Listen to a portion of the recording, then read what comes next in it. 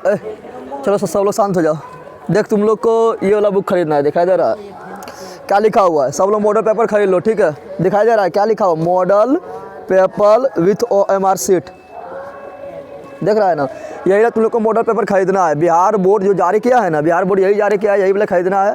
आज तुम लोग को हम देने जा रहे हैं साइंस का सोल्यूशन। साइंस में जो ऑब्जेक्टिव है उसका सोल्यूशन देंगे और 2 नंबर वाला जो है वो भी बोल देंगे, ठीक है ना। और सोशल साइंस भी टाइम मिलेगा, सोशल साइंस का भी दे देंगे। तुम लोग को खरीदना है ये वाला मॉडल पेपर। जिसके पास मार्केट जाओ और तुम लोग जल्दी जल्दी आके खरीद लो, ठीक है। ऐसे आज जिसका सोल्यूशन दे रहे हैं इसका हम फोटो जो अपना टेलीग्राम चैनल है ना, मेरा टेलीग्राम चैनल का नाम भी जगदेव क्लासेज है, ठीक है ना, उस पर डाल देंगे, ठीक है। तो चलो आज साइंस का सोल्यूशन दे रहा है, ठीक है।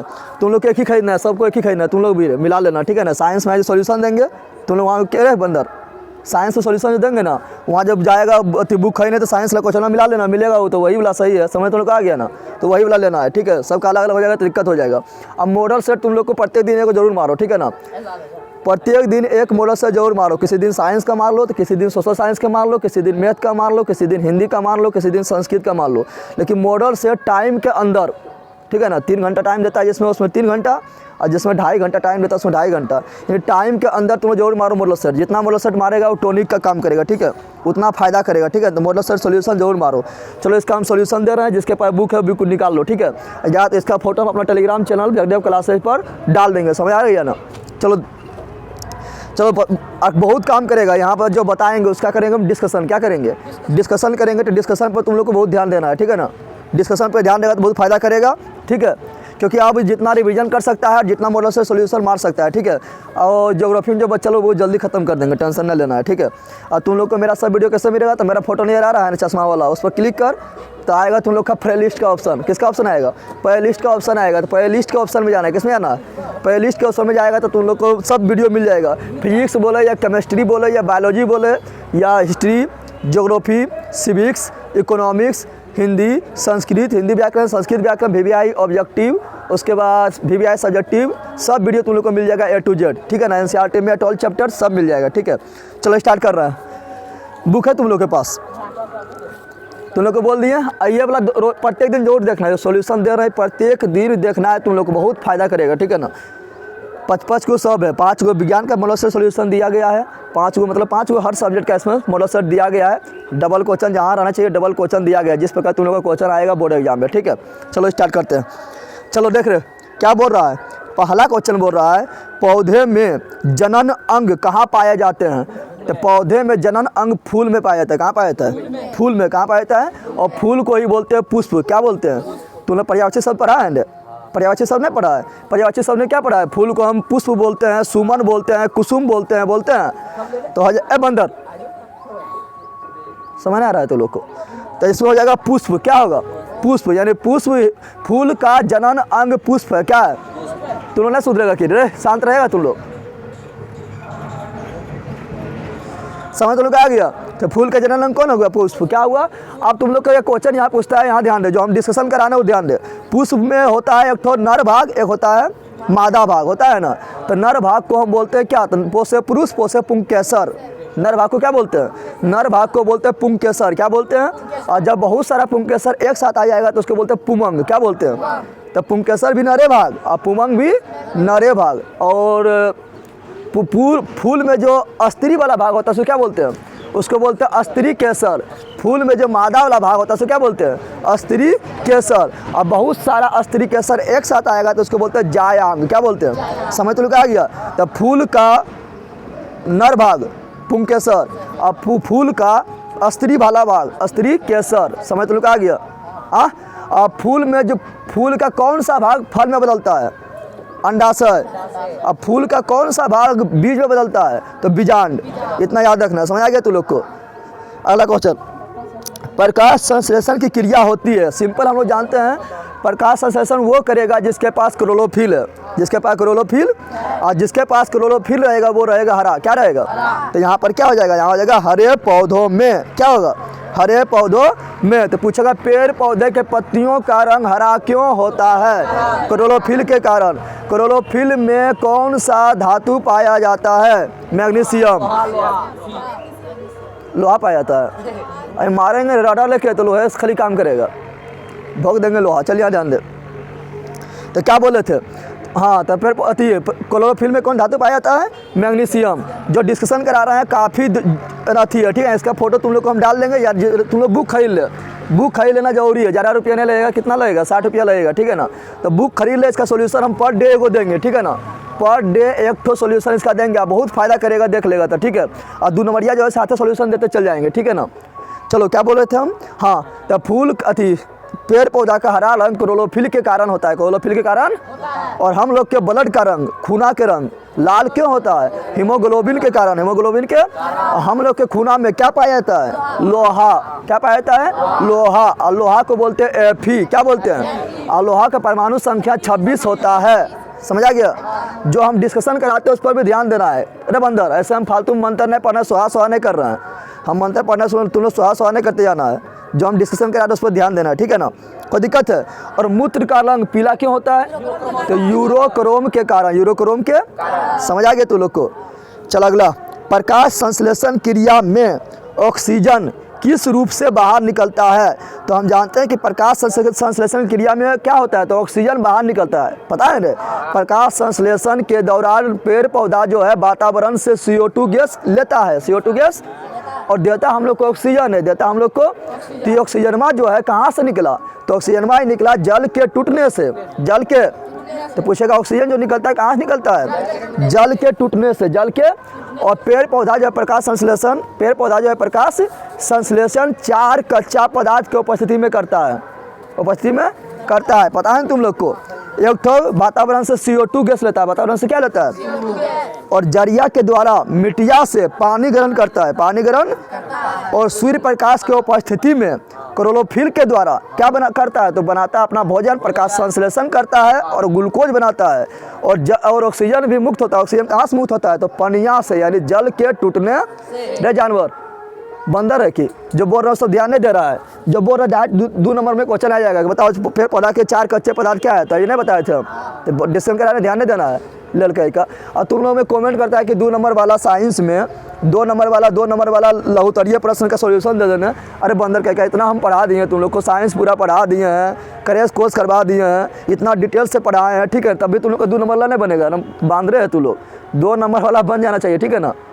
क्या बोल रहा है? 2 नंबर वाला बन जाना चाहिए। 2 नंबर वाला नहीं बनेगा तो तुम लोग क्या पढ़ रहा है? इतना डिटेल से साइंस पढ़ा दिए, रिवीजन करवा दिए, मॉडल से सोल्यूशन दे रहे हैं, ठीक है ना।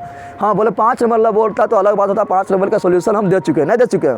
2 नंबर वाला तो खुद बन जाना चाहिए। कभी पूछता है क्या? कभी तुम लोग को देगा फोकस दूरी 20 सेंटीमीटर है तो वो कहता तेजा बताओ, तो ना बोलेगा।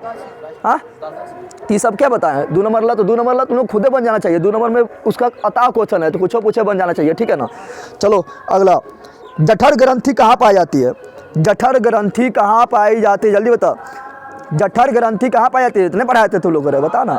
जठर ग्रंथि अमाशय में पाई जाती है। कहाँ पाई जाती है? जठर ग्रंथि अमाशय में पाई जाती है। जठर ग्रंथि से निकलता है जठर रस। क्या निकलता है? जठर रस निकलता है। क्या निकलता है? और जठर रस में ही होता है हाइड्रोक्लोरिक अम्ल। क्या होता है?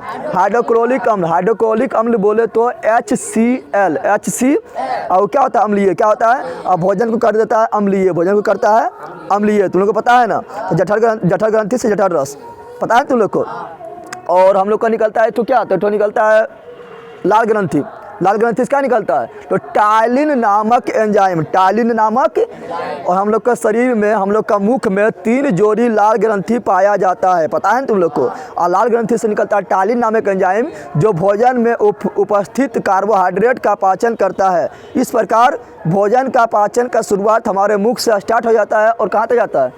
और अंत होता है छोटी आंत में। तो शुरुआत पूछेगा तो मुख में, अंत पूछेगा तो छोटी आंत में। तो तुम लोग को खाली हम यहाँ आंसर नहीं बता रहे हैं, हम तुम लोग को पूरा डिस्कशन के साथ बता रहे हैं जो काफ़ी फायदा करेगा। ये तुम लोग को तो याद है ना, बार बार डिस्कशन कराते दिमाग में फिट हो जाएगा, ठीक है ना। चला अगला क्वेश्चन देख, क्वेश्चन नंबर 5। क्वेश्चन नंबर 5 क्या बोल रहा है? क्वेश्चन नंबर 5 बोल रहा है कि ग्लाइकोलिसिस किस प्रक्रिया संपन्न होती है? ग्लाइकोलिसिस क्या है पता है? तुम लोग को एक तो पढ़ा है, तुम लोग क्या पढ़ा है कि जब ऑक्सीजन के उपस्थिति में श्वसन होता है तो उसको बोलते हैं वायवीय श्वसन, पढ़ा है। और जब ऑक्सीजन की अनुपस्थिति में यानी उपस्थित नहीं हो, उपस्थित तो ऑक्सीजन की अनुपस्थिति में श्वसन होता है तो उसे बोलते हैं अवायवीय श्वसन, बोलते हैं ना।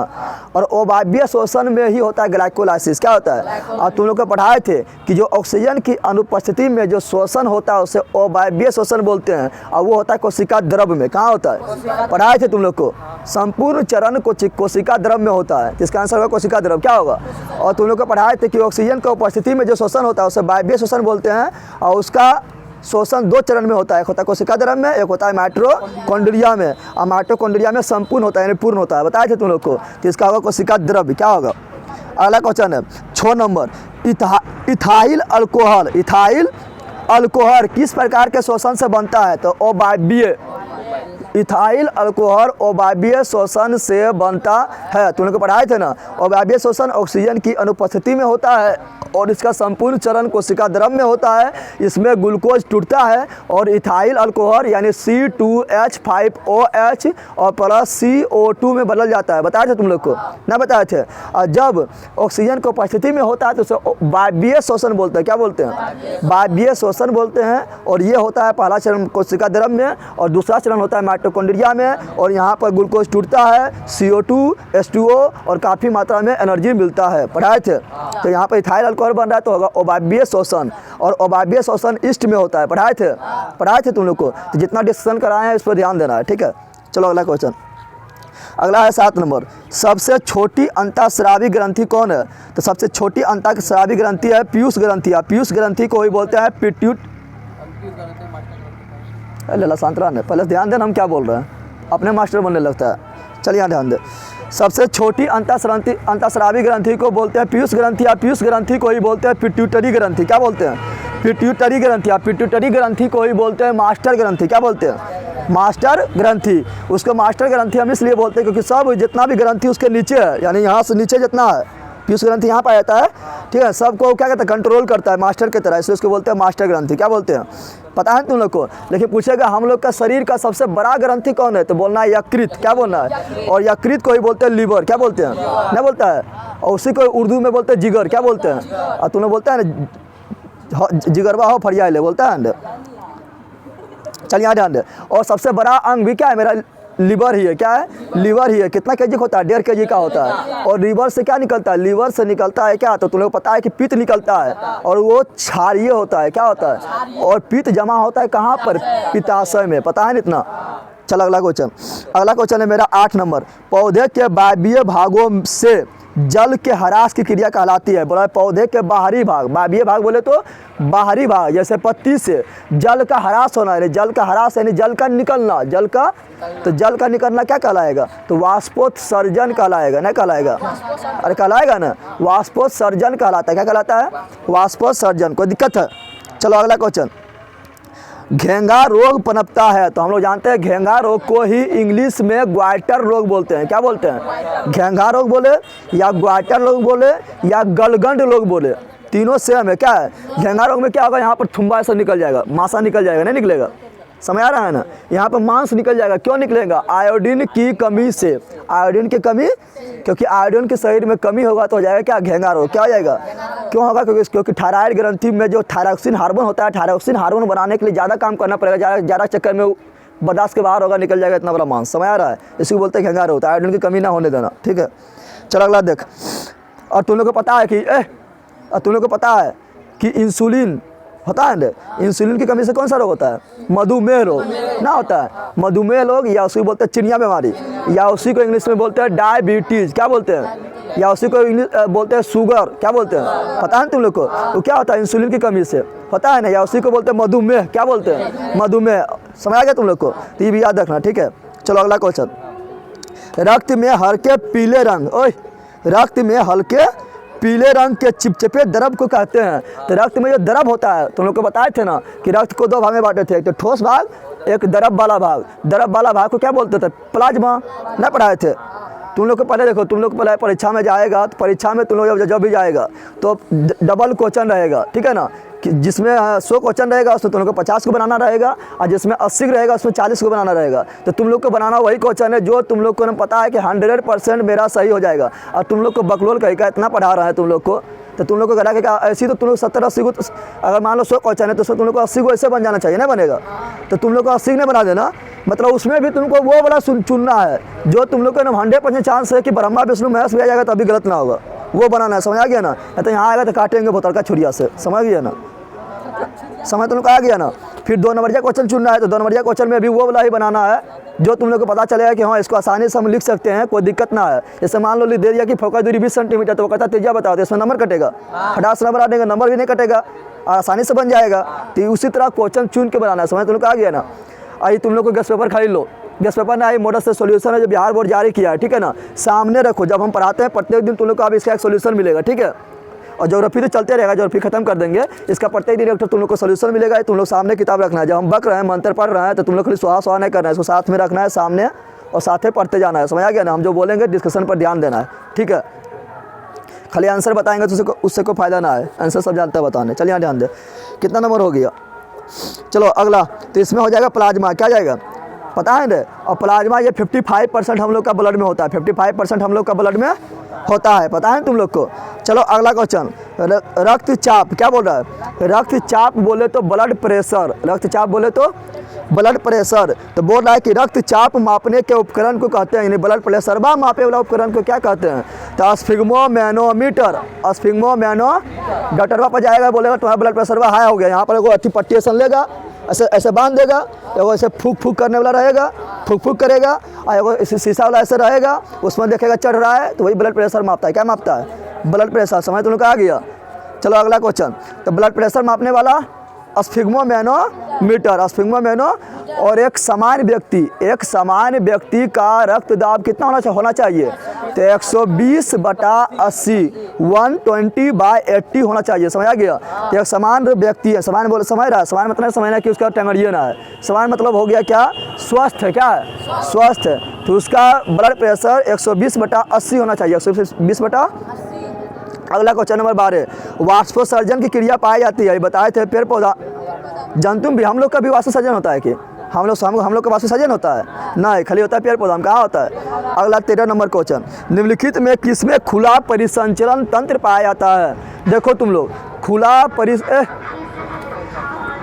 परिसंचरण तंत्र का मतलब क्या होता है? इसका मतलब होता है कि तुम्हारा खूना जो है नासा में नहीं दौड़ रहा है, नासा में जैसे तुम लोग बलूरमा में भरता है, पनिया भरता है ना, तो उसमें पनिया नस में होता है कि चारों तरफ पनिया होता है, खाली ऐसे भोंक दो सब पनिया निकल जाएगा। उसी प्रकार किसमें नस में खूना नहीं दौड़ता है? जिसमें नस में खून नहीं दौड़ेगा, धमनी और शिरा में खून नहीं दौड़ेगा, उसका होगा खुला परिसंचरण तंत्र। क्या होगा?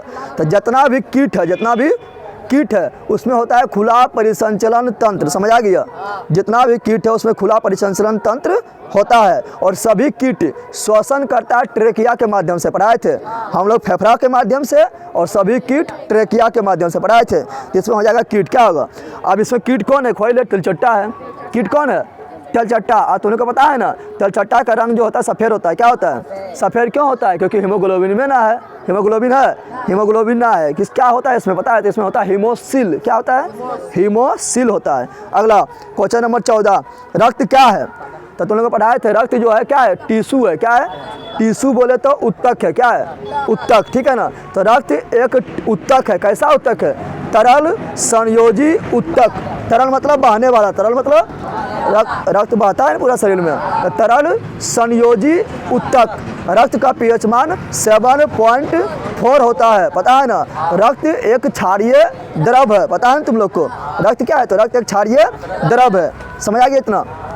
चलो अगला क्वेश्चन, अगला मेरा है, मूत्र का पीला रंग किस वर्णक के कारण होता है? पढ़ा चुके हैं, यूरोक्रोम।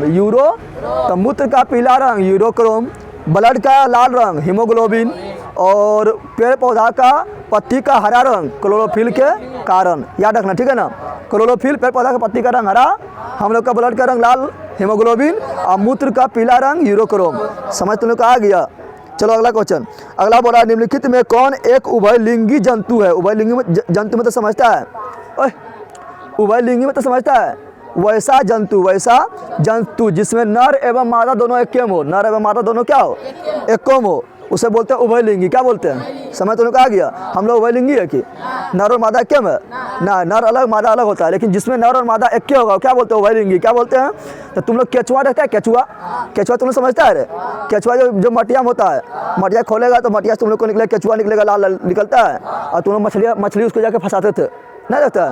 तो सिपाही ले लेता था, हम लोग उसको बोलते हैं चेरवा। क्या बोलते हैं? उसको ले लेगा, उसको अगर हम भोग देता है और जाके मछली को फंसाता है ना, तो उसी को बोलते हैं केचुआ। क्या बोलते हैं? उसमें दोनों लिंग एक के साथ होता है, दोनों लिंग एक के साथ, यानी एक गो शरीरबा में नर वाला भाग और मादा वाला भाग होगा, ठीक है ना। अगुआ में होगा केचुआ, तो पिछुआ में होगा केचुनिया। समझ आ गया? दोनों होता है एक में, दोनों होता है एक में, समझ आ गया ना। तो केचुआ और केचुनिया एक में, समझ आ गया। तो अगर केचुआ क्या होगा? जो काम भी उसी तरह होता है, ठीक है ना। चलो अगला क्वेश्चन, अगला क्या है? अगला है 17 नंबर। यूरिया रक्त में कहाँ से प्रवेश करती है? जल्दी बता दे। तो यूरिया रक्त में कहाँ से प्रवेश करती है पूछ रहा है।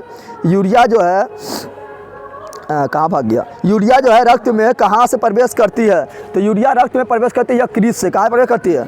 लीवर से। कहाँ से करती है? लीवर से करती है, ठीक है ना। लीवर से प्रवेश करती है। कहाँ से करती है? और तुम्हें बता दिए लीवर को बोलते हैं यकृत, यकृत को भी बोलते हैं जिगर, जिसका वजन 1.5 kg का होता है, सबसे बड़ा अंग है। इसी से पित्त निकलता है, पित्त निकलता है लीवर से और जमा होता है पित्ताशय में। पढ़ाए थे ना? चलो इतना याद रखना। अब बोलेगा कि यूरिया तो चलो रक्त में मिला यकृत से, लेकिन यूरिया को फिल्टर कौन करता है? रक्त से अलग कौन करता है फिल्टर करके? तो ब्रिक यानी किडनिया, ब्रिक यानी किडनिया, यानी रक्त का फिल्टर कौन करता है? शुद्धिकरण कौन करता है? तो शुद्धिकरण करता है ब्रिक यानी किडनिया। और कितना किडनी होता है? 2 होता है ना। एक किडनी बेच देगा, एक किडनी जिंदा रह जाएगा। चलिए यहाँ ध्यान दे। अगला बोल रहा है जैव आवर्धन। क्या बोल रहा है?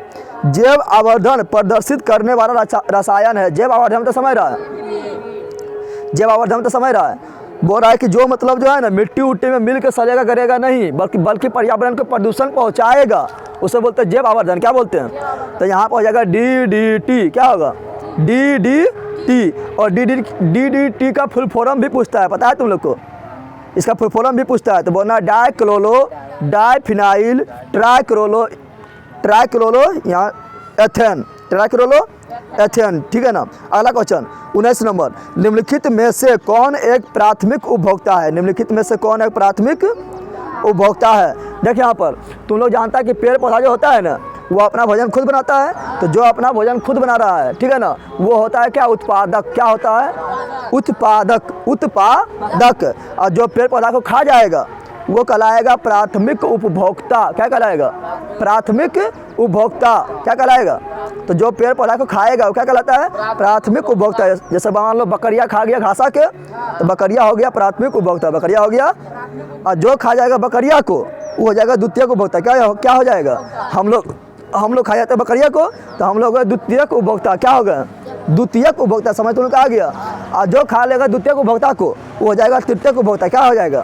समझ तुमने कहा क्या हो जाएगा? तृतीयक उपभोक्ता। हम लोग को खा लेगा, जाना जंगला में आएगा बाघा चपट कर देगा, तो बाघा क्या हो गया? बाघा हो गया तृतीयक उपभोक्ता। क्या हो गया? समझ तुमने कहा यार। जैसे देखें यहाँ पर लिखे घास। क्या लिखे? घास को खा गया ग्रास हॉपर। ग्रास हॉपर समझता है तुम लोग? ग्रास हॉपर यानी फतिंगा, हरा सा रहेगा और पूरा दूर छड़पता है ना। तो घास हो गया मेरा क्या? उत्पादक। क्या हो गया? और फतिंगा जो था, ग्रास हॉपर जो था, वो खाया घासा को, तो हो गया वो क्या? तो वो हो गया क्या? तो वो हो गया मेरा प्राथमिक उपभोक्ता। क्या हुआ? प्राथमिक उपभोक्ता। क्या हुआ? प्राथमिक उपभोक्ता हो गया, ठीक है ना। तो यहाँ पर लिखे क्या? घास। क्या लिखे? घास को खा गया ग्रास हॉपर। क्या खाया? Grass hopper. और ग्रास हॉपरवा को कौन खाता है? ग्रास हॉपर को कौन खाता है? जल्दी बता। अरे मेढक नहीं खाया जाता है? मेढक भी खा जाता है, खाता है ना। और मेढकवा खा गया सांपा। कौन खा गया? सांपा। कौन खा गया? और सांपा खा गया गिद्धिया। कौन खा गया? नहीं खाता है। तो देख यहाँ पर ये होगा उत्पादक, ऐसो खाया ये वाला, तो ये प्राथमिक उपभोक्ता, इसको खा गया ये द्वितीयक उपभोक्ता, इसको खा गया ये तृतीयक उपभोक्ता, आई हो गया सबसे उत्कृष्ट, सबसे विशिष्ट उपभोक्ता। समझ आ गया ना। चलो अगला क्वेश्चन है 20 नंबर। निम्नलिखित में कौन एक भूमिगत जल का उदाहरण है? भूमिगत में तो समझता है? हाँ, जो भूमि के अंदर से जल जो प्राप्त करते हैं उसे क्या बोलते हैं? आ गया अनुमान। तुम लोग का दोस्तों आ गया, जा दोस्तों से मिल ले। चले क्या? अरे बंदर, ओए हनुमान आ गया, देखना है तुम लोगों के। चल यहाँ ध्यान दे, दिखा दें, चल यहाँ ध्यान दे तुम लोग। ओए अरे जानवर ध्यान देगा। अरे 20 क्वेश्चन पूछा, 80 को पहुँचना है। निम्नलिखित में से कौन एक भूमिगत जल का उदाहरण है, यानी भूमि के अंदर से प्राप्त करते हैं। किससे प्राप्त करते हैं? तो कुआं से। अरे कुएं से नहीं प्राप्त करते हैं, भूमि के अंदर से, तो कुआं होगा। क्या होगा?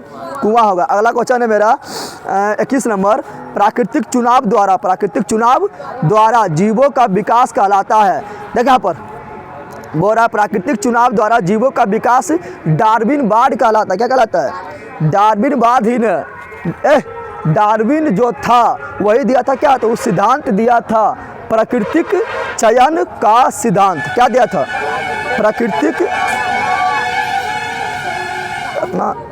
प्राकृतिक चयन का सिद्धांत किसने दिया? डार्विन। कौन दिया था? डार्विन दिया था, ठीक है ना। इसलिए डार्विनवाद कहलाएगा, डार्विनवाद।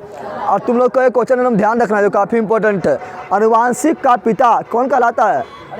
Gregor John Mendel. खाली तुम लोग को मेंडल याद रखना है। क्या रखना है? तो अनुवांशिक का पिता मेंडल कहलाता है। कौन कहलाता है? और मेंडल जो है अपना पहला प्रयोग किस पौधा पर किया था? तो मटर के पौधा पर, मटर के पौधा पर। याद रखना, समझ आ गया तुम लोग को। हरे पौधे कहलाते हैं, तो हरे पौधे उत्पादक बताए थे ना। और उसको जो खा जाएगा वो भोक्ता। अब जब लास्ट में भोक्ता मरेगा तो उस पर हमला कर देगा कौन? उस पर हमला कर देगा जीवाणु, विषाणु, कीटाणु। कहेगा तुम बहुत जवानी में सबको खाया था, अब हम तुमको खाते हैं, और तुमको सलाह गला के देगा, मिट्टिया मिला देगा, तो उसे कहते हैं अपघटक। क्या कहते हैं? तो जीवाणु, विषाणु, कीटाणु क्या है? अपघटक। क्या है? अपघटक। वो कब खाता है? क्योंकि हम लोग को, तो जब मर जाएंगे तब खाएगा हम लोग को, कहेगा हम लोग को भोजन मिल गया। चल यहाँ ध्यान दे।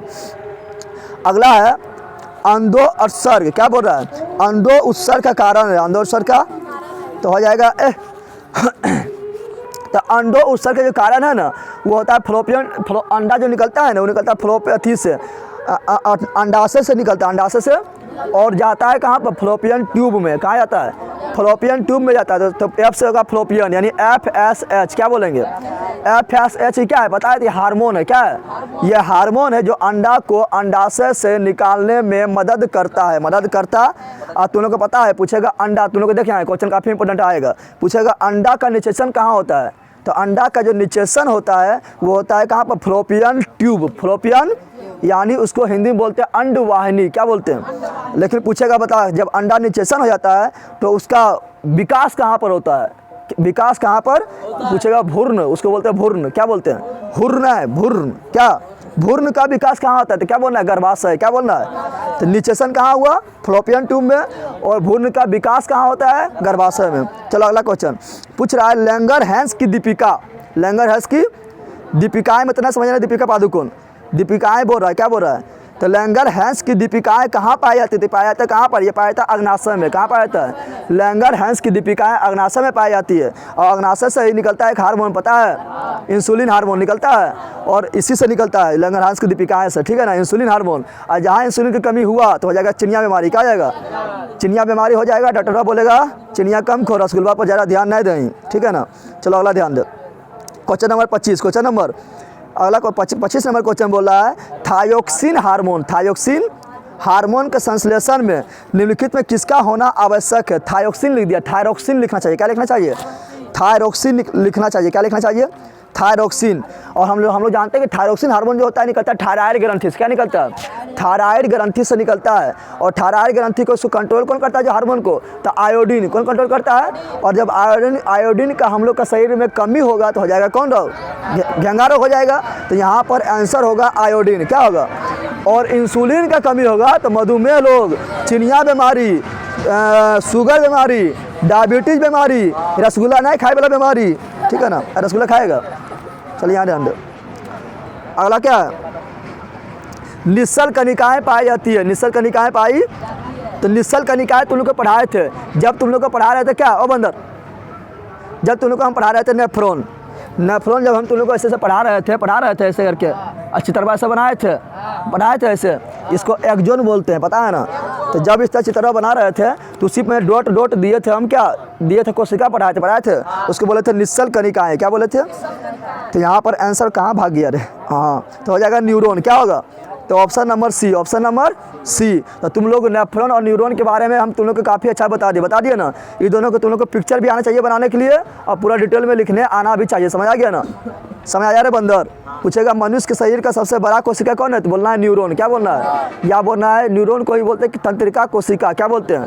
तंत्रिका कोशिका। पूछेगा बताओ कि हमारे शरीर का बिरिक यानी किडनिया, बिरिक यानी किडनिया को बोलते हैं गुर्दा। क्या बोलते हैं? का संरचनात्मक एवं क्रियात्मक इकाई क्या है, तो बोलना है नेफ्रॉन। क्या बोलना है? नेफ्रॉन। समझ तो लोग आ गया बंदरों भाग गया तुम लोग के चक्कर में। चलिए ध्यान दे। मानव मस्तिष्क का वजन, तो मानव मस्तिष्क का वजन जो होता है वो होता है कितना पता है? 1400 ग्राम। कितना होता है?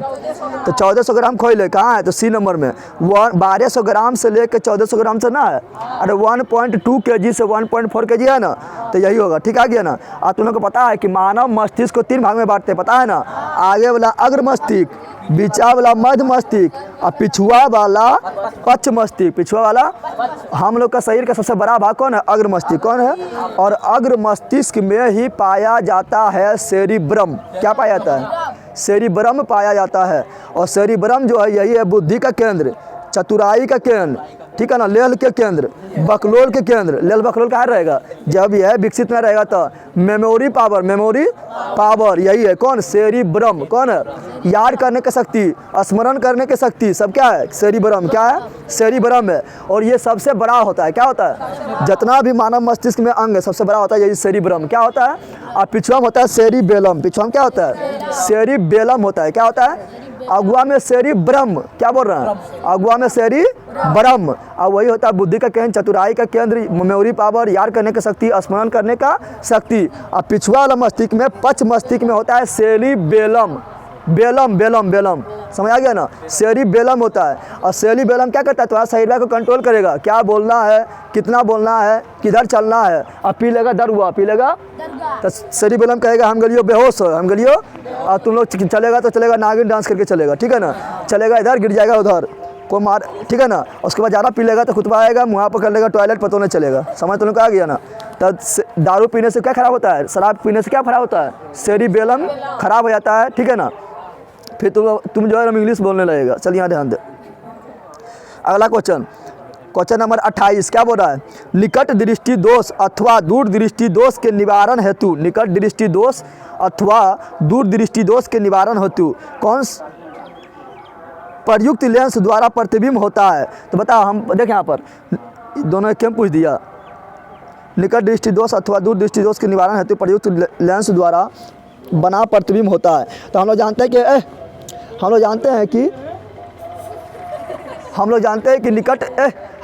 कि निकट दृष्टि दोष को दूर करता है कौन? तो करता है निकट में 3 तो अवतल में 4, अवतल में 4 अक्षर तो अवतल लेंस करता है। कौन करता है? और दूर दृष्टि दोष को दूर करता है कौन? उत्तल लेंस। कौन करता है? उत्तल लेंस करता है। और हम लोग का आँखियाँ बनता है हमेशा कैसा प्रतिबिंब? तो हम लोग का आँखियाँ बनता है हमेशा उल्टा। क्या बनता है? तुम लोग मेरा आँखियाँ कैसे बन रहा है पता है? तुम लोग का टेंगड़िया निचुआ में, मेरा आँखियाँ में, और मुड़िया कहाँ है? ऊपरा में। कहाँ है? समझ तुम लोग आ गया? उल्टा बोल दिए। तुम लोग क्या बन रहा है? मेरा आँख में उल्टा बन रहा है। क्या बन रहा है? टेंगड़िया ऊपर है, तुम लोग कहाँ पर है? अब मुड़िया कहाँ है? नीचे है। कहाँ पर है? नीचे बन रहा है, यानी उल्टा बन रहा है। क्या बन रहा है? लेकिन दिमाग कहता है पगल तुम उल्टा काहे बना दिया रे? चल तुमको सीधा दिखाते हैं। क्या दिखाते हैं? सीधा दिखाते हैं। समझ तुम लोग आ गया? तो हम लोग का आँख में हमेशा उल्टा प्रतिबिंब बनता है। और उल्टा बोले तो वास्तविक, उल्टा बोले तो चाहे कोनो लेंस लगा दे अक्षम बनेगा उल्टा और वास्तविक बनेगा। और छोटा क्या बनता है? तो इसमें होगा उल्टा वास्तविक। कहाँ पर है? खोल ले डी नंबर।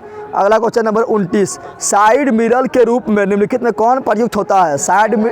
साइड मिरर में तो समझ रहा है, साइड मिरर यानी पीछे साइड का वस्तु देखने के लिए, पीछे के वस्तु के देखने के लिए वाहन में साइड मिरर के रूप में कौन सा दर्पण का यूज करते हैं? उत्तल दर्पण का यूज करते हैं। उत्तल दर्पण का यूज करते हैं। समझ तो कहा गया?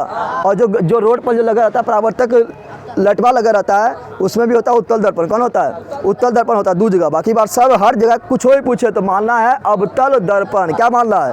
जैसे पूछेगा दाढ़ी बनाने में, बाल बनाने में, हजामत में, तीनों क्या हुआ? समझ आ गया ना? पूछेगा तो लोग डॉक्टर द्वारा कान, नाक, दांत, गला, मुंह आदि के जांच में क्या बोलना है? अवतल दर्पण। सरल भट्टी में अवतल दर्पण। गाड़ी के हेडलाइट एवं सर्च लाइट अवतल दर्पण, समझ आया। पूछेगा सरल कुकर में अवतल दर्पण, सरल प्लेट में अवतल दर्पण, समझ आ गया। तो साइड मिरर के रूप में पूछेगा तो उत्तल दर्पण मारना है, और जो रोड पर जो लगा रहता है लेटवा उसमें उत्तल दर्पण मारना है। बाकी बार कुछ भी पूछे तो अवतल दर्पण आँख बंद करके मार देना है, आँख बंद करके मारना है, जाएगा बाहर हो जाएगा टिकवा, ठीक है। चल अगला ध्यान दे। 30 नंबर क्या बोल रहा है, 30 नंबर बोल रहा है कि अवतल लेंस द्वारा प्राप्त प्रतिबिंब होता है। तो अवतल लेंस द्वारा प्राप्त प्रतिबिंब कैसा होता है, तो हम जानते हैं कि उत्तल लेंस जो है, यहाँ ध्यान दे, उत्तल लेंस जो है, देख यहाँ पर दर्पण में जो है ना, दर्पण में अवतल दर्पण ऑलराउंडर है, बताए थे ना। ऑलराउंडर बोले तो हर तरह का प्रतिबिंब बनाता है, और लेंस में बोले तो उत्तल लेंस ऑलराउंडर है। उत्तल लेंस यानी उत्तल लेंस हर तरह का प्रतिबिंब बनाता है, छोटा, बड़ा, उल्टा, सीधा, वास्तविक, आभासी, आगे, पीछे, समझ आ गया ना। लेकिन यहाँ बोल रहा है अवतल लेंस, क्या, तो अवतल लेंस जो है वो हमेशा आभासी, सीधा प्रतिबिंब और छोटा प्रतिबिंब बनाता है, पता है ना। तो यहाँ होगा आभासी सीधा, क्या हो जाएगा, तो आभासी क्या होगा, तो इसमें सभी हो जाएगा। आभासी भी लिखल है, सीधा भी लिखल है, छोटा भी लिखल है, ना लिखल है, तो सभी क्या होगा। और दर्पण में होता है उत्तल दर्पण, दर्पण में क्या होता है, समझ तुम लोग आया रे बंदर। अगला 31, ऊर्जा का एसआई मात्रक। तो ऊर्जा का एसआई मात्रक जूल होता है, क्या होता है, देख तुम लोग को कुछ एसआई मात्रक बता रहे हैं, हम ध्यान देना है, उससे क्वेश्चन आएगा। ऊर्जा का एसआई मात्रक जूल हो गया ना। लेंस के क्षमता का एसआई मात्रक डायोप्टर, क्या, डायोप्टर। प्रतिरोध का एसआई मात्रक ओम, अरे जार में का उठा जहाँ पटा देंगे फटी जाएगा तुम लोग बल कहेगा। अभी तो तुम लोग बताना है प्रतिरोध का एसआई मात्रक और प्रतिरोधकता का एसआई मात्रक ओम मीटर, ओम विद्युत विभव का एसआई मात्रक वोल्ट, वोल्ट क्या, विभवांतर, विभवांतर का एसआई मात्रक वोल्ट, क्या, तो विद्युत विभव और विभवांतर दोनों का वोल्ट। विद्युत धारा, विद्युत धारा का एसआई मात्रक एम्पियर, ना याद है, एम्पियर क्या होगा, तो इतना याद रखना है, ठीक है। और आवेश का एसआई मात्रक कूलम, आवेश का एसआई मात्रक। और शक्ति का एसआई मात्रक वाट, शक्ति का एसआई मात्रक, तुम्हारे पास शक्ति रहेगा तो किसी का वाट लगा देगा, वाट क्या होगा। और किलो वाट घंटा, किलो वाट लास्ट में आ गया घंटा है, लास्ट में आ गया टाइम, तो किसका, तो ऊर्जा का एसआई मात्रक हो जाएगा, समझ तो लोग आया ना। और 1 किलो वाट घंटा बराबर 3.6 × 10⁶ जूल होता है। कोई दिक्कत है, बहुत कुछ नहीं बताना है, जल्दी निकल। अगला है 32 नंबर, आकाश का नीला रंग होना किस परिघटना का परिणाम है। तो आकाश का नीला रंग प्रकाश के परिकिरण, बताए थे ना। अब तुम लोग आराम से मंत्र सुन, आकाश का नीला रंग परिकिरण के कारण, समझ आया तुम लोग को। इंद्रधनुष का बनना, प्रकाश का वर्ण विक्षेपण, प्रकाश का वर्ण विक्षेपण। तारे का टिमटिमाना, वायुमंडलीय, वायुमंडलीय अपवर्तन के कारण, वायुमंडलीय अपवर्तन के कारण, समझ तो लोग आ गया ना। ये 3 क्वेश्चन ध्यान देना है। आकाश का नीला रंग प्रकाश के परिकिरण के कारण, इंद्रधनुष का बनना प्रकाश का वर्ण विक्षेपण, और तारे का टिमटिमाना वायुमंडलीय अपवर्तन, समझ आया तुम लोग को। चलो अगला 33 नंबर क्वेश्चन, सामान्य नेत्र के लिए स्पष्ट दृष्टि की न्यूनतम दूरी होता है। तो 25 सेंटीमीटर, सेंटीमीटर याद रखना, सेंटीमीटर लास्ट में सेंटी और 25 दशमलव कुछ होना है 25, क्या, तो सी नंबर क्या होगा।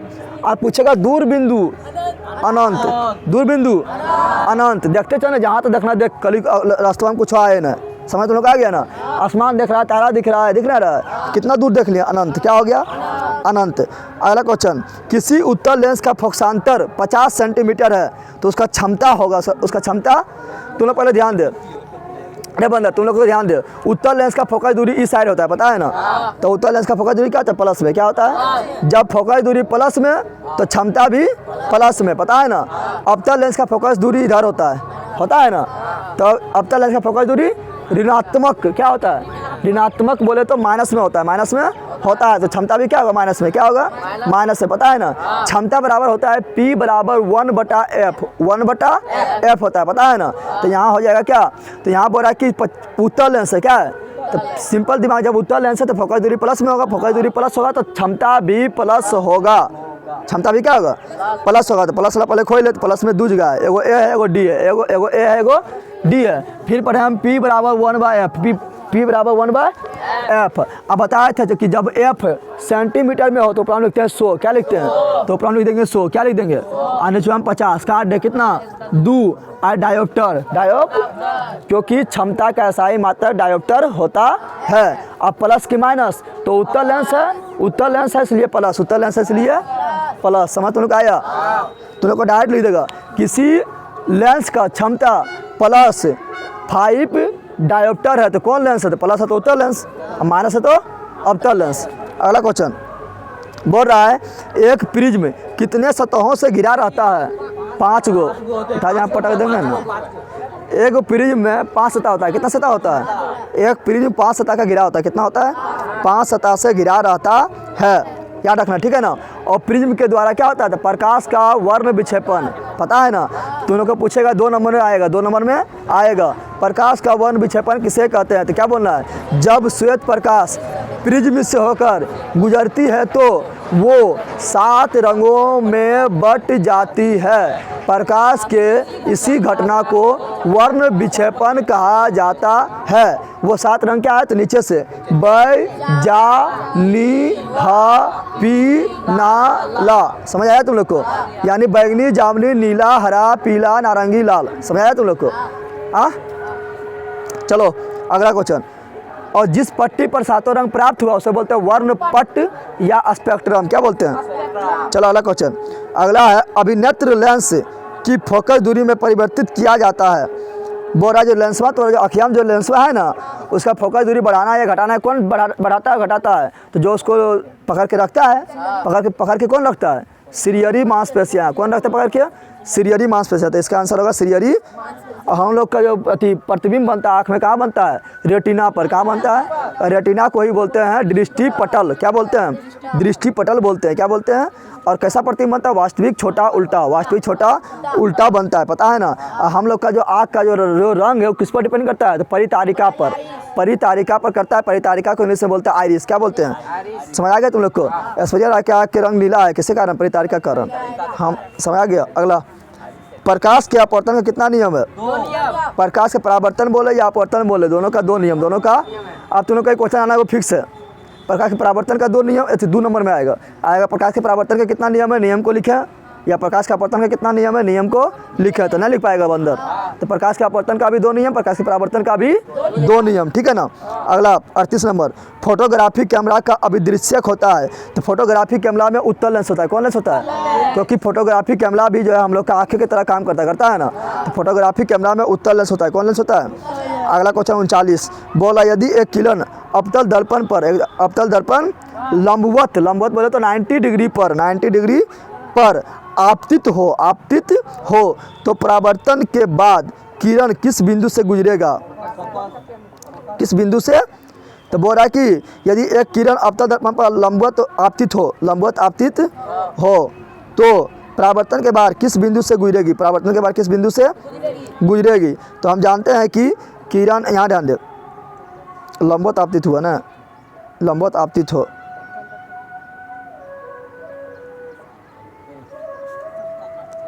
और जब लंबवत आता है ना, जब लंबवत आता है तो क्या होता है, तुम लोग पढ़ाए थे, जब लंबवत आता है क्या होता है, पुनः उसी पर लौट जाता है ना, लौटता है, यहाँ पुनः उसी पर लौट जाएगा, किसी से गुजरेगा ना। हाँ जब समांतर आता है ना, क्या आता, समांतर आता तो कहाँ जाता, फोकस से, कहाँ जाता, फोकस से। लेकिन लंबवत आ रहा है ना, तो क्या होगा, पुनः उसी पर लौट जाएगा। चलो अगला 40 नंबर, यदि एक प्रिज्म से एक वर्णी किरण, एक वर्णी किरण मतलब क्या होता है, वैसा रंग जिसमें एक्के गो क्या हो, एक्के रंग हो, क्या हो, सफ़ेद में 7 गो है ना, सफ़ेद ना लेना है, वैसा रंग लेना है, वैसा वर्ण लेना है जिसमें एक्के रंग हो, क्या हो। अब बता, जब एगो रंगे है और जब प्रिज्म से गुजारेंगे तो बटेगा, अरे एगो रंगे तो कहाँ से बटेगा, सफ़ेद में 7 गो था, 7 भाग में बट गया था, इसमें बटेगा तो क्या नहीं होगा, तो वर्ण विक्षेपण नहीं होगा। अरे बटेगा तब ना वर्ण विक्षेपण होगा, तो वर्ण विक्षेपण नहीं होगा। 41 नंबर, पवन विद्युत जनित्र में कुंडली को घुमाने का काम मूलतः करती है। बोरा पवन विद्युत जनित्र में कुंडली को कौन घुमाता है, तो सिंपल बात है, हवा घुमाता है, अरे हवा घुमाता है। और पवन ऊर्जा उत्पन्न करने के लिए कम से कम कितना किलोमीटर हवा का रफ्तार होना चाहिए, तो 15 किलोमीटर प्रति घंटा। काफ़ी इंपॉर्टेंट क्वेश्चन है, 15 किलोमीटर प्रति, कम से कम इतना होना चाहिए। और इस अधिक ज़्यादा हो तो और अच्छा है। बताए थे तुम लोग को कि तुम कम से कम 10 टका मांग रहा, और तुमको दे दिया 20 टका तो एकदम खुश, और 5 टका दे दिया तो वहाँ लटका लिया, नहीं लटका लिया।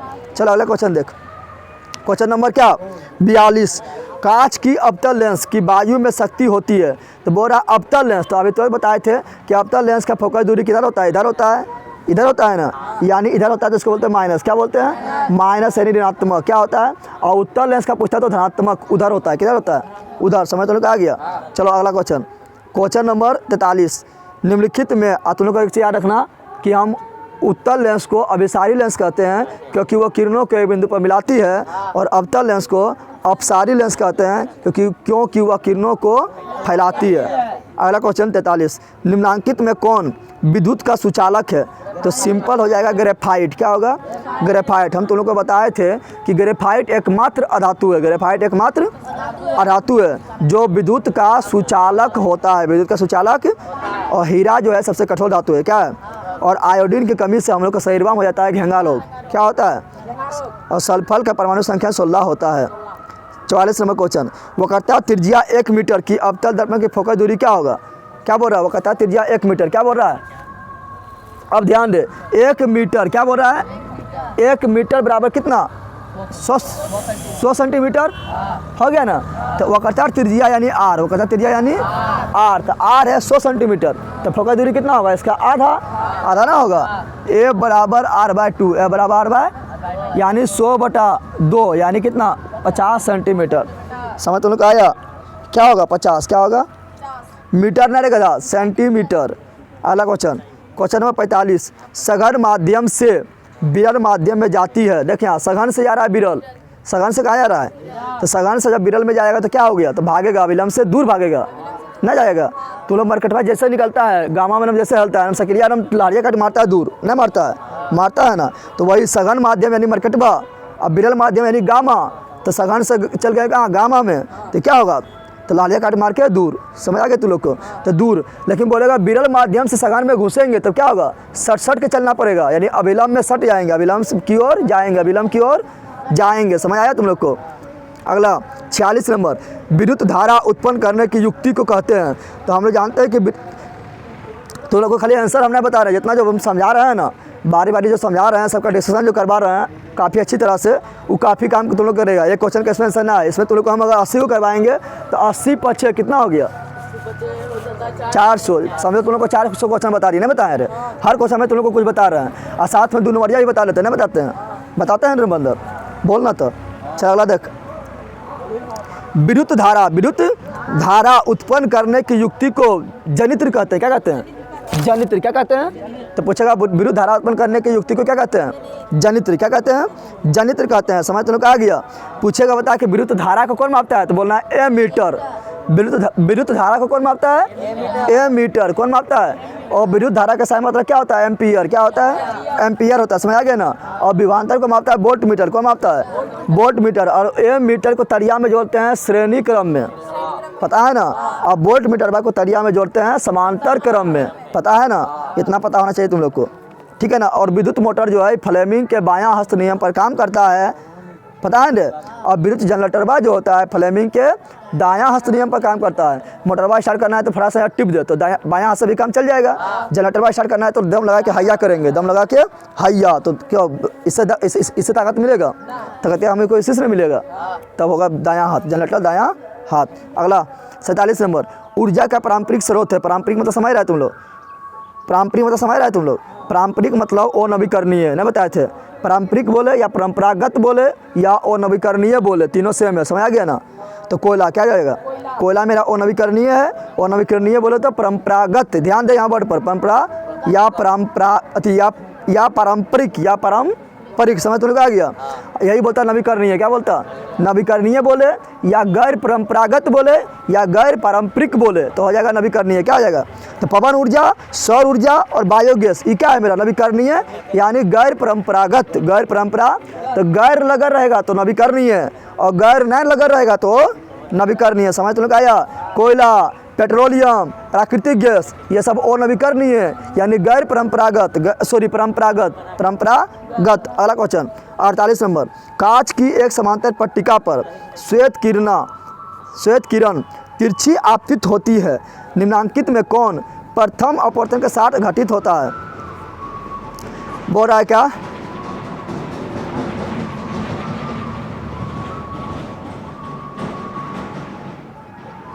बोल रहा क्या होता है? बोल रहा क्या? बोल रहा निम्नांकित में कौन प्रथम अपवर्तन के साथ घटित होता है? घटित होता है विक्षेपण। क्या होता है? तुम लोग प्रिज्म भी ले लो। प्रिज्म भी क्या है? कांच की पट्टी है। तो पहले अपवर्तन होता है ना, अपवर्तन के साथ होता है विक्षेपण। क्या होता है?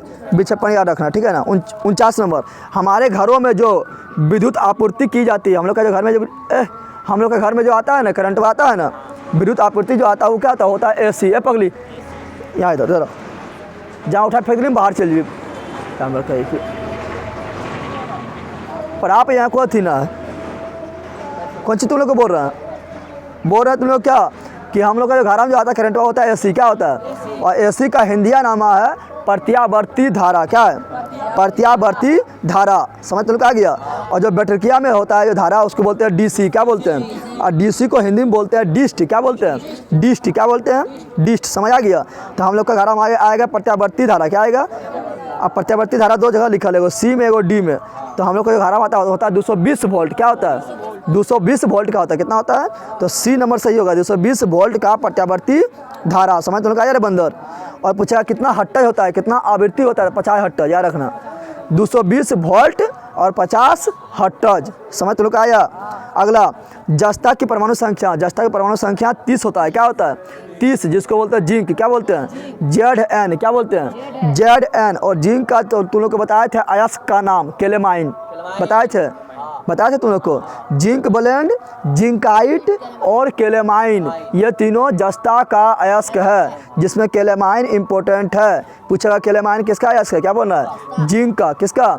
जिंक बोले तो जस्ता का। और जब तांबा में जस्ता मिला देते हैं तो होता है पिताजी, यानी पीतल बन जाता है तांबा जस्ता के मिलने के बाद। समझ आया तुम लोग को। अगला 51 नंबर, धोबिया सोडा मतलब समझ रहा है? धोबिया मतलब धोने वाला, धोबिया मतलब धोने वाला। तो धोबिया सोडा का रासायनिक सूत्र क्या है? तो धोबिया सोडा का रासायनिक सूत्र होता है Na2CO3 और साथ में जल के 10 गो अणु, यानी 10H2O। समझ तुम लोग आया। तुम लोग को डायरेक्ट इस तरह भी क्वेश्चन पूछ सकता है कि बताओ धोने वाला सोडा में जल का कितना अणु पाया जाता है? 10 गो। कितना बोलना है? और इसी में लगा दे बाय। क्या लगा दे? सोडियम कार्बोनेट नहीं बोलेंगे, हम बोलेंगे सोडियम बाय कार्बोनेट। तो हो जाएगा खाने वाला सोडा, खाने वाला, जिसका सूत्र होता है NaHCO3, जिसको बेकिंग सोडा भी बोलते हैं। समझ तो लोग आया। चलो अगला क्वेश्चन, निम्नांकित में कौन प्रबल क्षारक है? हम लोग जानते हैं कि क्षार को पचाने का सिंपल नियम है। क्षार पचाने कैसे? तो पीछे में रहेगा OH। क्या रहेगा? अगर पीछे है OH तो होगा क्षार। क्या होगा? क्षार होगा। क्या होगा? अब बोल रहा है प्रबल कौन है? तो प्रबल क्षार तुम लोग को हम 3 को बताए थे, याद है? एगो NaOH बताए थे, एक तो बताए थे KOH बताए थे, एक तो तुम लोग को बताए थे LiOH बताए थे। जिससे बोल रहा है प्रबल कौन है? तो NaOH। क्या होगा? समझ तुम लोग आया रे। उसी प्रकार अम्ल में प्रबल कौन है? तो अम्ल में 3 को बताए थे, याद है? एक तो HCl, एक तो बताए थे H2SO4 सल्फ्यूरिक अम्ल, एक तो बताए थे नाइट्रिक अम्ल HNO3। समझ तुम लोग आया रे बंदर। चला देख 53, हेमेटाइट निम्नांकित में किस धातु का अयस्क है? तो बता चुके तुम लोग को कि हेमेटाइट जो लोहा का है, लोहा के 4 गो अयस्क होता है। बताए थे ना, ट्रिक बताए थे। महल से, मो से मैग्नेटाइट, हो से हेमेटाइट, लो से लिमोनाइट, सो से सीडेराइट। मैग्नेटाइट सबसे अच्छा लोहा और सीडेराइट सबसे घटिया लोहा। और भारत में मिलता है सबसे ज़्यादा कौन? तो मिलता है हेमेटाइट। कौन मिलता है? उसी प्रकार तुम लोग को डायरेक्ट 2 नंबर में आ जाएगा कि बताओ कि लोहा का प्रमुख अयस्क का नाम लिखो, तो ना लिख पाएगा, 2 नंबर में लिख देगा ना। उसी प्रकार मान लो 2 नंबर में तुम लोग को आ गया कि कोयला का प्रमुख अयस्क का नाम लिखो, तो लिख देगा ना लिखेगा। कोयला का ट्रिक क्या बताए थे? ए से एंथ्रासाइट, बे से बिटुमिनस, ले से लिग्नाइट और पी से पिट कोयला। एंथ्रासाइट कोयला घटिया कोयला और एंथ्रासाइट कोयला अच्छा कोयला और पिट कोयला घटिया कोयला। भारत में मिलता है बिटुमिनस ज़्यादा। समझ आ गया। और झरिया फेमस है कोयला के लिए, रानीगंज फेमस है कोयला के लिए। झरकिया है झारखंड में, रानीगंज है पश्चिम बंगाल में, और मध्य प्रदेश में भी एक जगह है सिंगरौली, वहाँ पर भी कोयला मिलता है। समझ तो लोग आ गया। चलो अगला क्वेश्चन, झाड़िया याद रखना, ठीक है ना, तो तुम लोग झाड़ देंगे। चल यहाँ ध्यान दे। क्वेश्चन नंबर 54, सल्फाइड अयस्क का सांद्रण निम्नांकित में किस विधि द्वारा होता है? सल्फाइड अयस्क का सांद्रण तुम लोग को बताए थे कि सल्फाइड अयस्क का जब सांद्रण करना हो तो फैन पलवन विधि पढ़ाए थे, तो जानवर बताए थे रे, और तुम लोग को बताए थे जरूर आएगा, ठीक है ना। अगर सांद्रण में तुम लोग को कुछ पूछेगा तो यही पूछेगा, ठीक है ना। सल्फाइड अयस्क का सांद्रण फैन पलवन विधि, फैन पलवन विधि। और लोह अयस्क का सांद्रण तो चुंबकीय विधि, चुंबकीय पृथक्करण विधि। तो सल्फाइड अयस्क का सांद्रण फैन पलवन विधि। समझ आ गया तुम लोग को? उत्प्लावन या पलवन एक ही हुआ, ठीक है ना। अगला 55 नंबर क्वेश्चन, अभिक्रिया ZN+O2 का जब मिलता है तो बनता है ZNO। क्या बनता है? किस प्रकार की अभिक्रिया है? किस प्रकार का अभिक्रिया? अब तुम लोग दिमाग लगा, यहाँ ऑक्सीजन जुट रहा है कि टूट रहा है? जुटा है। अरे जिंक में ऑक्सीजन मिला है तो बना है ZNO, तो जुटा है ना। और जुटा है को बोलते हैं क्या? जुटा हो को हम बोलते हैं क्या? जल्दी बता दे। ऑक्सीकरण नहीं बोलते हैं, बोलते हैं ना। ऑक्सीकरण को हिंदी में बोलते हैं उपचयन। क्या बोलते हैं? तो इसका होगा उपचयन। क्या होगा? अगला, ग्लूकोज का आणविक सूत्र तुम लोग को सबको पता है। ग्लूकोज का सूत्र होता है C6H12O6, C6H12O6, पता है ना। और चीनी का सूत्र होता है C12H22 और O11। प्लास्टर ऑफ पेरिस का सूत्र होता है, सब हम बता रहे हैं, ध्यान से सुन। प्लास्टर ऑफ पेरिस का सूत्र होता है CaSO4 × ½ H2O, पता है ना। जिप्सम का सूत्र होता है CaSO4 × 2H2O, पता है ना। धोने वाला सोडा का सूत्र होता है Na2CO3 × 10H2O। खाने वाला सोडा का सूत्र होता है NaHCO3। व्यंजक शुल्क का सूत्र होता है CaOCl × Cl या CaOCl2। समझ आ गया तुम लोग को? इतना तुम लोग को याद रखना है, ऐसे क्वेश्चन आना फिक्स है। अगला, अम्ल का जलीय विलयन विद्युत का संचालन करता है क्योंकि अम्ल जल में मिलता है और क्या होता है? आयनित हो जाता है ना, होता है ना। और अम्ल जो है जल में घुलकर H+ आयन देता है और भस्म जो है जल में घुलकर OH- आयन देता है, पता है तुम लोग को। और वैसा भस्म जो जल में घुल जाता है उसको क्षार बोलते हैं। क्या बोलते हैं? तो जानो क्या तुम लोग ने समझ रहा है। क्वेश्चन नंबर 58, क्वेश्चन नंबर बोल रहा है लिथियम के बाह्यतम सेल में, लिथियम के बाह्यतम सेल में कितने इलेक्ट्रॉन पाया जाता है? तो लिथियम के बाह्यतम, देख लिथियम के परमाणु संख्या 3 होता है। कितना होता है? 3 होता है। और जब इसको लिखेंगे तो पहले 2 इलेक्ट्रॉन फिर 1 इलेक्ट्रॉन, यानी बाहर में हो जाएगा 1। कितना हो जाएगा? तो लिथियम के बाहर में भी 1, सोडियम के परमाणु संख्या 11 होता है, सोडियम के बाहर में भी 1, सोडियम के बाहर में भी 1। और क्लोरीन के परमाणु संख्या 17 होता है और क्लोरीन के बाहरी कक्षा में 7 इलेक्ट्रॉन होगा। कितना होगा? 7 होगा, ठीक है ना। अगला, आवर्त सारणी के शून्य समूह का तत्व, शून्य समूह का तुम लोग ध्यान दें, यहाँ जो बता रहा हूँ उसका क्वेश्चन आएगा। आवर्त सारणी में 18 गो वर्ग होता है। क्या होता है? 18 गो वर्ग। वर्ग को ही बोलते हैं ग्रुप। क्या बोलते हैं? और ग्रुप को ही बोलते हैं समूह। क्या बोलते हैं? और वर्ग जो होता है वो खड़ा होता है। क्या होता है? यानी ऊर्ध्वाधर लाइन 18 होता है, वर्ग 18 होता है। कितना होता है? 18 होता है। और सुतल लाइन, सुतल तो सुता हुआ लाइन 7 गो होता है। कितना होता है? और उसको बोलते हैं छत्ती लाइन। क्या बोलते हैं? छत्ती लाइन को ही बोलते हैं आवर्त। क्या बोलते हैं? तो पूछेगा बता आवर्त सारणी में कितना आवर्त है? तो क्या बोलना है? 7। कितना बोलना है? 7। और 18वां जो वर्ग बताए थे, वर्ग 18 होता है, तो 18वां जो वर्ग है उसी को बोलते हैं शून्य वर्ग। क्या बोलते हैं? शून्य वर्ग बोलते हैं। शून्य वर्ग में कौन आता है? तो शून्य वर्ग में आता है नेता और कर्मचारी जीते रहो, यानी helium, neon, argon, krypton, xenon, radon. समझ तुम लोग आ गया? आया तुम लोग को समझ रहे? और आधुनिक आवर्त सारणी जो दिया था वो दिया था मोजले ने दिया था। और आधुनिक आवर्त सारणी जो है परमाणु संख्या पर आधारित है और मेंडलीव का आवर्त सारणी जो था वो परमाणु भार यानी परमाणु द्रव्यमान पर आधारित था। इतना याद रखना है, इसे क्वेश्चन आना फिक्स है, ठीक है। समझ तुम लोग आ गया? तो बता, तो बोल रहा है शून्य समूह का तत्व कौन है? तो बताया था helium, neon, argon, krypton, xenon, radon. तो हीलियम क्या हो जाएगा? अगला, निम्नलिखित में सर्वाधिक विद्युत ऋणात्मक क्या बोल रहा है? तो होगा फ्लोरीन। क्या होगा? याद कर लेना, क्या होगा? फ्लोरीन होगा। तुम लोग को बताए थे कि आवर्त सारणी में बाएं से, क्या बताए थे? बाएं से दाएं जाने पर, दाएं से बाएं जाने पर, दाएं से बायां जाने पर क्या होता है? तो विद्युत ऋणात्मकता का गुण बढ़ता है, बताए थे। अब फ्लोरीन 17 नंबर में है, ना 17 नंबर तत्व में आएगा, 17 नंबर वर्ग में आएगा, इसलिए फ्लोरीन का विद्युत ऋणात्मकता ज़्यादा होगा। तुम लोग को मेरा जो अभी तो नहीं पढ़ा है, जो दिक्कत हो रहा है जाके पढ़ सकता है। फोटो पर क्लिक करना है मेरा चश्मा वाला फोटो पर और जाना है प्लेलिस्ट के ऑप्शन में, वहाँ जाएगा सब सब्जेक्ट का मिल जाएगा। चाहे वो तुम लोग का हिंदी हो, संस्कृत हो, हिंदी व्याकरण हो, संस्कृत व्याकरण हो, मैथ हो, फिजिक्स केमिस्ट्री बायोलॉजी हो, ज्योग्राफी हो, रे बंदा टकला नोच रहा है, ज्योग्राफी हो, हिस्ट्री हो, इकोनॉमिक्स हो, सिविक्स हो, इंग्लिश ग्रामर हो, सब मिल जाएगा तुम लोग को, ठीक है ना, सब खत्म है। चलो अगला क्वेश्चन अगला है मेरा 61 नंबर। जल के विद्युत अपघटन में कैथोड पर कौन सी गैस मुक्त होती है?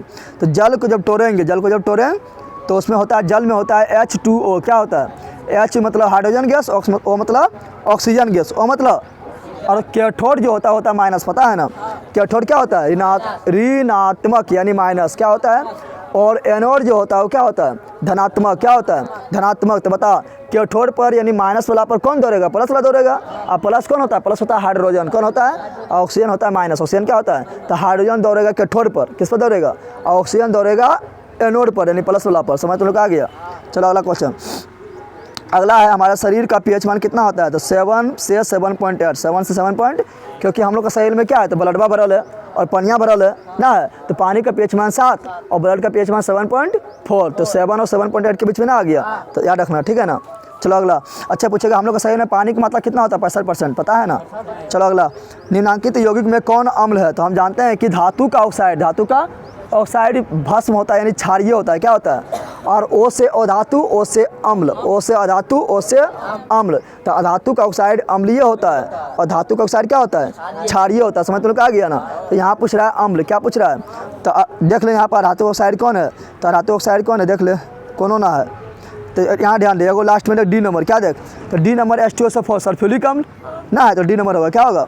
डी नंबर होगा। बाकी बात A B C जो है मेरा, ये क्या है? धातु का ऑक्साइड है यानी क्षारीय है। क्या है? चलो अगला क्वेश्चन 64 नंबर। निम्नलिखित में कौन संश्लेषित सूचक है? संश्लेषित सूचक है बताना है। तो इसमें हो जाएगा क्या? तो इसमें हो जाएगा मेथिल ऑरेंज। क्या हो जाएगा? संश्लेषित सूचक मतलब समझ रहा है? संश्लेषित सूचक मतलब हुआ कि जिसको मनुष्य बनाया है, प्रकृति द्वारा नहीं मिला है, जिसको मनुष्य खुद बनाया है। तो मेथिल ऑरेंज क्या है? तो मेथिल ऑरेंज जो है क्या है? ये एक रसायन पदार्थ है जिसको क्या करता है मनुष्य, यानी ये क्या है? रसायन पदार्थ है जिसको मनुष्य खुद बनाया है। समझ तो लोग आ गया ना, इसलिए होगा मेथिल ऑरेंज। क्या होगा? समझ तो लोग आ गया। हल्दी, चुकंदर, लिटमस पत्र, ये सबको प्राप्त होता है ना, हमको प्रकृति के द्वारा प्राप्त होता है ना, तो जगह प्राकृतिक। क्या जाएगा? समझ तो लोग आ गया। चलो अगला क्वेश्चन। अगला है कार्बन डाइऑक्साइड जल से अभिक्रिया करके बनाता है। तो कार्बन डाइऑक्साइड जब जल से अभिक्रिया करेगा, कार्बन डाइऑक्साइड जब जल से, तो बनेगा कार्बोनिक अम्ल। क्या बनेगा? तो ठीक है, कार्बोनिक लिख दिया, निक होगा। क्या होगा? समझ तो लोग आ गया ना। सी नंबर में लिखल है, ठीक है ना। तो कार्बोनिक अम्ल क्या होगा? तो कार्बन डाइऑक्साइड जल से अभिक्रिया करेगा तो कार्बोनिक अम्ल। कोई दिक्कत? अगला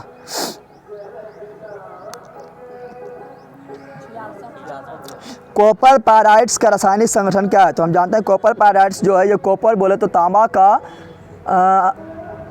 अयस्क है। क्या है? अयस्क है। और तांबा का जो परमाणु संख्या होता है 29। कितना होता है? और इसका सूत्र होता है CuFeS2। क्या होता है? CuFeS2 यानी 66 का बी होगा। क्या होगा? समझ तो लोग आ गया ना। कॉपर पायराइड्स तांबा का अयस्क, याद रखना। प्रकृति में मुक्त अवस्था में पाई जाती है। तो प्रकृति में मुक्त अवस्था में पाया जाता है कौन? प्रकृति में मुक्त अवस्था में पाया जाता है सोना। बताए थे ना, जो नीचे है वो पाया जाता है मुक्त अवस्था में। बताए थे ना। सबसे ज़्यादा क्रियाशील क्या होता है? पोटेशियम। क्या होता है?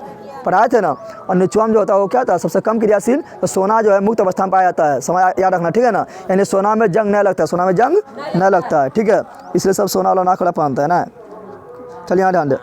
निम्नांकित में कौन सी धातु सबसे अधिक अभिक्रियाशील है? तो तुम लोग पढ़ाए थे potassium, calcium, sodium, magnesium, aluminium, zinc, लोहा, टीन, लेड, फिर कॉपर, फिर पारा, फिर चांदी, फिर सोना, फिर प्लेटिनम। तो इतना चीज़ बोला है ना। इसमें सबसे पहले किसको बोले? ज़्यादा क्रियाशील हो जाएगा। तो चारों ऑप्शन में हम देख रहे। सबसे पहले बोले थे किसको? तो बोले थे इसमें जिंक को। किसको बोले थे? ऑप्शन के अनुसार देख, जिंक को बोले। किसको बोले? तो जिंक होगा। क्या होगा? और ऐसे तो सबसे ज़्यादा क्रियाशील क्या है? तो पोटेशियम। क्या है? लेकिन ये चारों में कौन हो जाएगा? जिंक। क्या होगा? जिंक। अगला, किसी अधातु के बाह्यतम सेल में इलेक्ट्रॉन की संख्या होती है। तो कोई भी अधातु है उसका बाह्यतम सेल में कितना इलेक्ट्रॉन होगा? तो अधातु को बताया था, अधातु का बाह्यतम सेल में 4, 5, 6, 7 या 8 इलेक्ट्रॉन होता है। बताए थे ना। धातु में 1, 2, 3, धातु में 1, 2, 3, और धातु में 4, 5, 6, 7, 8। समझ आ गया?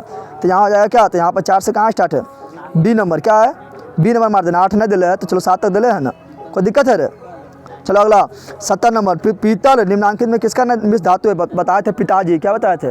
पिताजी। पी से पीतल, ता से तांबा, जी से जिंक। तो तांबा और जिंक, तांबा और, तो तांबा को बोलते कॉपर है, जिंक को बोलते जड़न, यानी ए नंबर क्या होगा?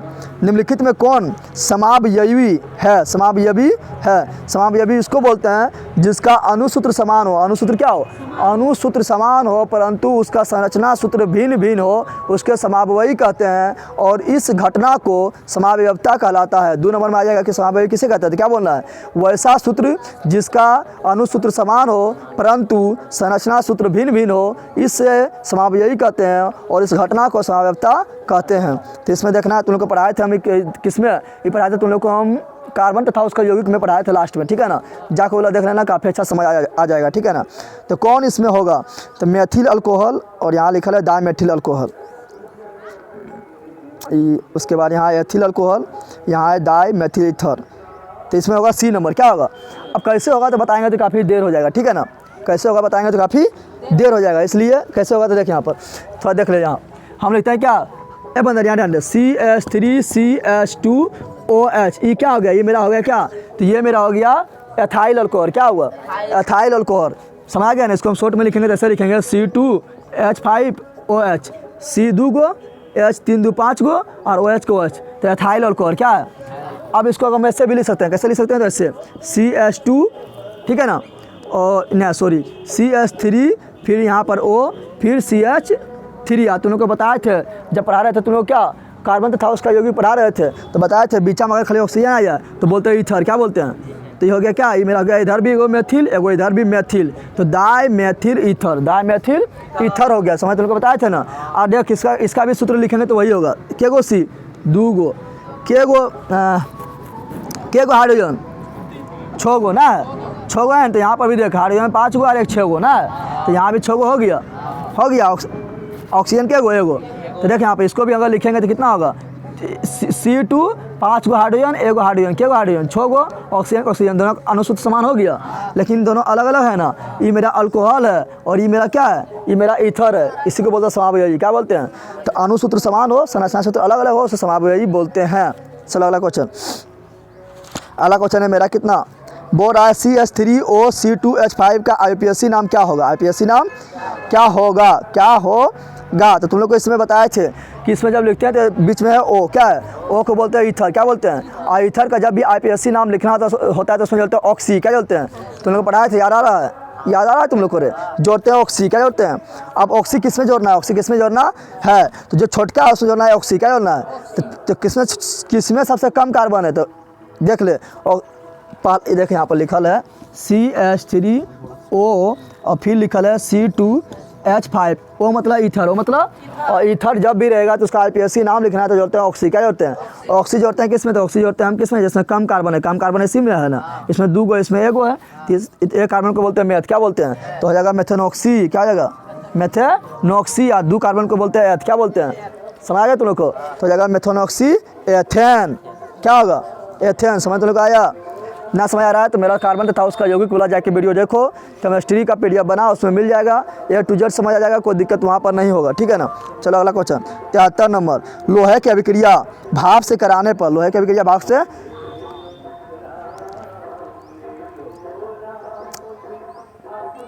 लोहे की अभिक्रिया भाप से कराने पर क्या बनता है? भाप से कराने पर क्या बनता है? तो बनेगा लोहे का अभिक्रिया जब भाप से कराएंगे तो बनेगा Fe3O4। क्या बनेगा? Fe3O4 बनेगा। याद रखना क्या बनेगा? Fe3O4। अगला क्वेश्चन 74 नंबर। एक तत्व की परमाणु संख्या 16 है। क्या है? तो सल्फर होगा। 16 है तो क्या है? और 16 किसका होता है? सल्फर एक नहीं होता है? 16 है तो सल्फर होगा। आवर्त सारणी में इस तत्व की वर्ग संख्या क्या है? आवर्त सारणी में इस तत्व की वर्ग संख्या क्या है? वर्ग संख्या यानी ये कितना नंबर में आएगा? तो 16 है ना? तो 16 नंबर में आएगा। कितना नंबर में आएगा? 16 है तो 16 नंबर में देख लेते हैं। 1 2 ओ सावधानी से टीपो।